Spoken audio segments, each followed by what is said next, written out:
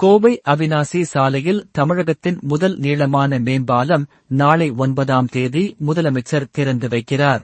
கோவையில் போக்குவரத்து நெரிசலை குறைக்கும் நோக்கில் அவிநாசி சாலையில் புதிதாக கட்டப்பட்டுள்ள 10 கிலோமீட்டர் நீளமுள்ள மேம்பாலத்தை வரும் அக்டோபர் 9ஆம் தேதி தமிழக முதலமைச்சர் மு.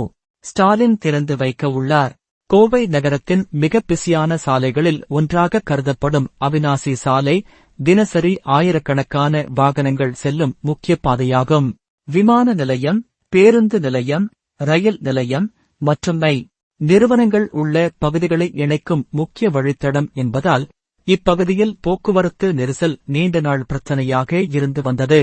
இந்த பிரச்சனையை தீர்க்கும் நோக்கில் தமிழக அரசின் நிதியுதவியுடன் சுமார் 1200 கோடி ரூபாய் மதிப்பில் ஒப்பிலிப்பாளையம் சிக்னல் முதல் கோல்டு வின்ஸ் வரை அவிநாசி சாலையில் புதிய மேம்பாலம் கட்டப்பட்டுள்ளது. சுமார் 10 கிலோமீட்டர் நீளத்தில் அமைந்துள்ள இந்த மேம்பாலம் தற்போது தமிழகத்தில் உள்ள மிக நீளமான மேம்பாலமாகும் சிறப்பை பெற்றுள்ளது. அவிநாசி சாலை மேம்பாலம் நவலக்கரை முதல் விமான நிலையம் வரை நீளவாக்கில் கட்டப்பட்டுள்ளது. நவீன தொழில்நுட்பம் பயன்படுத்தப்பட்டு இரு திசைகளிலும் வாகனங்கள் செல்லும் வகையில் உருவாக்கப்பட்டுள்ளதுடன் மேம்பாலத்தின் கீழ் பகுதிகளில் பாதசாரிகளுக்காக பாதுகாப்பான நடைபாதைகளும் அமைக்கப்பட்டுள்ளன. மேம்பாலத்தின் கீழ் பசுமை வளர்ப்பு, நடைபாதை அமைப்பு, மின்விளக்குகள், மழைநீர் வடிகால் வசதிகள் உள்ளிட்ட பணிகளும் மேற்கொள்ளப்பட்டுள்ளன. இந்த மேம்பாலம் திறக்கப்பட்டதும் கோவை நகரின் போக்குவரத்து நெரிசல் பெருமளவில் குறையும் என்றும் விமான நிலையம் மற்றும் புறநகர பகுதிகளுக்கு செல்லும் பயணிகள் விரைவாகச் செல்லும் வாய்ப்பு கிடைக்கும் என்றும் அதிகாரிகள் தெரிவித்துள்ளனர்.